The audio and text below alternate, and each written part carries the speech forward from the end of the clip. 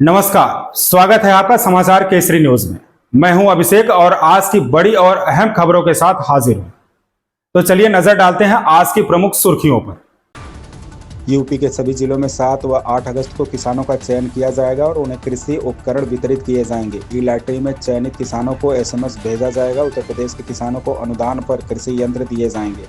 इसके लिए डीएम की अध्यक्षता में कृषि विभाग की ओर से ई लॉटरी के माध्यम से किसानों का चयन किया जाएगा। यह प्रक्रिया सभी जिलों में 7 व 8 अगस्त को होगी।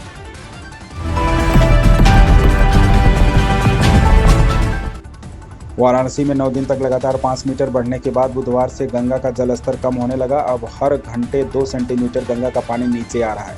साथ ही वरुणा और अस्सी के पलट प्रवाह की गति पहले से कम हो गई, फिर भी लोगों को अब भी राहत नहीं मिली।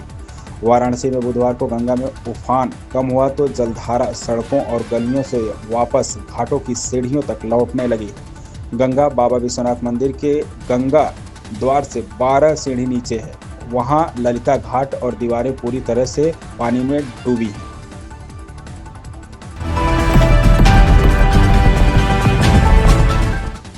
यूपी कैबिनेट की महत्वपूर्ण बैठक आज होनी है। इसमें कई बड़े फैसले हो सकते हैं। कैबिनेट से पहले सीएम विभागों के प्रमुख सचिवों संग बैठक करेंगे।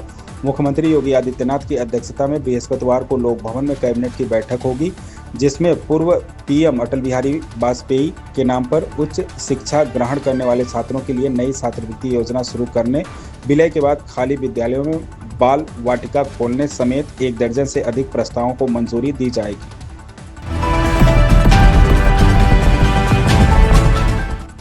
यूपी सरकार के मंत्री कपिल देव अग्रवाल ने दिल्ली में गृह मंत्री अमित शाह से मुलाकात की और गृह मंत्री के रूप में ऐतिहासिक कार्यकाल की बधाई दी। गृह मंत्री अमित शाह ने भारत के सबसे लंबे समय तक गृह मंत्री रहने का रिकॉर्ड बनाया है।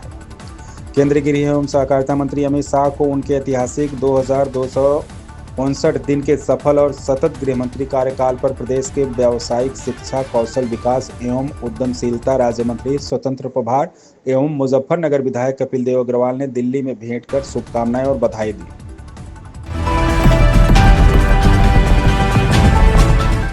बसपा सुप्रीमो मायावती ने कहा कि अमेरिकी टैरिफ लगने के बाद पैदा हुई चुनौतीपूर्ण परिस्थिति के लिए सभी को मिलकर काम करना होगा। यह विश्वासघाती और देश को कमजोर करने वाला फैसला है।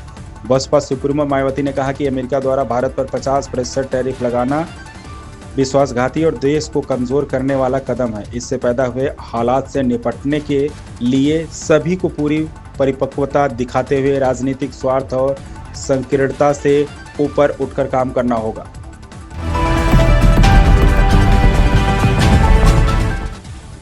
स्वतंत्रता दिवस के अवसर पर लाल किले की प्राचीर से ध्वजारोहण समारोह में उत्तर प्रदेश की 14 लखपति दीदियां विशिष्ट अतिथि के रूप में शामिल होंगी। स्वतंत्रता दिवस के ऐतिहासिक अवसर पर लाल किले की प्राचीर से ध्वजारोहण समारोह में उत्तर प्रदेश की 14 लखपति दीदियां विशिष्ट अतिथि के रूप में शामिल होंगी। इन महिलाओं को केंद्र सरकार की ओर से विशेष सम्मान दिया जाएगा। देश भर से आ रही 700 से अधिक महिलाओं में सर्वाधिक प्रतिनिधित्व उत्तर प्रदेश का रहेगा। केंद्रीय मंत्री शिवराज सिंह चौहान इन सभी लखपति दीदियों की मेजबानी करेंगे।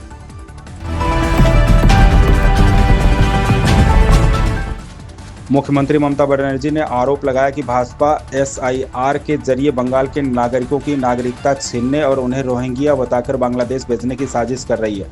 उन्होंने चुनाव आयोग पर भाजपा का एजेंट बनने का भी आरोप लगाया। भारतीय जनता पार्टी पश्चिम बंगाल में मतदाता सूची के विशेष गहन पुनरीक्षण एसआईआर की मांग कर रही है। इस बीच मुख्यमंत्री ममता बनर्जी ने गुरुवार को आरोप लगाया कि डबल इंजन सरकार राज्य के लोगों की नागरिकता छीनना चाहती है।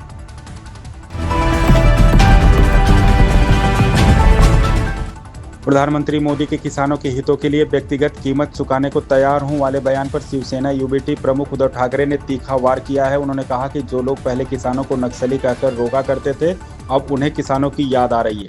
ठाकरे ने आरोप लगाया कि मोदी सरकार के सारे झूठ अब एक एक करके उजागर हो रहे हैं और असली चेहरा सामने आ रहा है। रक्षाबंधन भाई बहन के प्यार और विश्वास का पवित्र त्यौहार हर साल बड़े उत्साह के साथ मनाया जाता है। इस दिन बहनें अपने भाइयों की कलाई पर राखी बांधती हैं और भाई अपनी बहनों की रक्षा का वचन देते हैं। इस खास मौके को और भी यादगार बनाने के लिए कुछ पुराने और सदाबहार बॉलीवुड गाने हैं जो इस त्यौहार के भाव को खूबसूरती से बयां करते हैं। आइए जानते हैं उन खास गानों के बारे में जो रक्षाबंधन के जश्न को और प्यारा बना सकते हैं।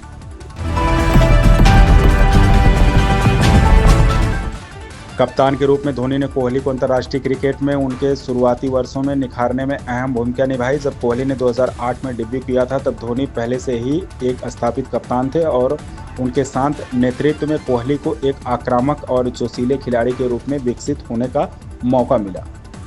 तो ये थी आज की प्रमुख खबरें। अधिक जानकारी और ताजा अपडेट्स के लिए जुड़े रहिए समाचार केसरी के साथ। मैं हूं अभिषेक, दीजिए इजाजत। नमस्कार और शुभकामनाएं आपके दिन के लिए।